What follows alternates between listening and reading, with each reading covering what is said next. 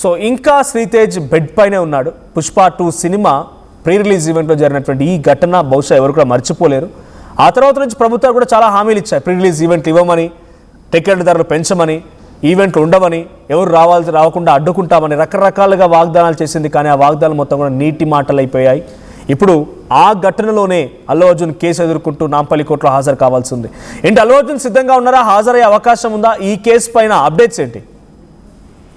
Yes Manoj, ఈ ఘటన మాత్రం 2024 డిసెంబర్ 4వ తేదీన జరిగిన ఈ ఘటనను దృష్టిలో పెట్టుకుంటే మాత్రము ఇప్పటికీ శ్రీతేజ్ అయితే తీవ్ర గాయాలతో తను ఇప్పటికీ కూడా కోమాలోనే ఉన్నాడు. అయినప్పటికీ A11 గా సంధ్య థియేటర్ తొక్కిసలాట్లో A11 గా అల్లు అర్జున్ అయితే ఉన్నాడు. మరి ఈ అల్లు అర్జున్ కి ఇప్పుడు డైరెక్ట్ గా తను రావాలి, స్వయంగా హాజరు కావాలి నాంపల్లి కోర్టులో అని చెప్పేసి సామాన్లు జారీ చేసినప్పటికీ ఇప్పటి వరకు అయితే అల్లు అర్జున్ నుంచి ఎటువంటి సమాధానం అయితే బయటికి రాలేదు. కానీ అల్లు అర్జున్ ఒకవేళ హాజరు కాకపోవచ్చేమో అనే అంచనాలు కనిపిస్తూ ఉన్నాయి. ఎందుకంటే ఇప్పుడు ఈ ఘటన జరిగి 1.5 సంవత్సరాల కాలం పూర్తి అయినప్పటికీ కూడా తన మీద విధించినటువంటి ఆంక్షలు, అంటే ఆ సినిమాకి ఎటువంటి ఛార్జీలు పెంపు కానీ అసలు రిలీజ్ అయిన ఎడల కూడా టికెట్ల పెంచడం కానీ, బెనిఫిట్ షోలు కూడా రద్దు చేస్తున్నామని తీసుకున్న నిర్ణయాలు కానీ, అలాగే అల్లు అర్జున్ ని ఆ రోజు సెంచల్గూడ జైలుకి రిమాండ్ కు తరలించినప్పటికీ కూడా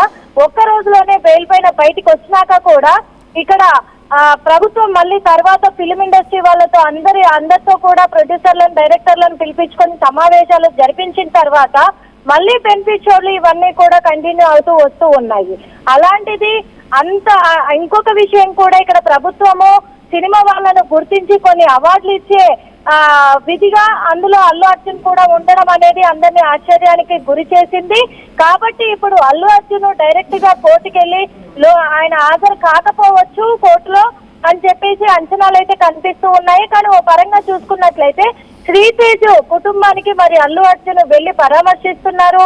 అలాగే అల్లు అర్జున్ వైఫ్ కూడా స్నేహారెడ్డి కూడా వెళ్లి పలకరిస్తున్నారు. వాళ్ళ బాగోగులంతా వాళ్ళే చూసుకుంటున్నారు అనేది కొంతమంది దృష్టిలోకి అది కూడా దృష్టిలో పెట్టుకొని వెళ్లి హాజరు అవ్వచ్చు అని చెప్పేసి కూడా కనిపిస్తూ ఉంది.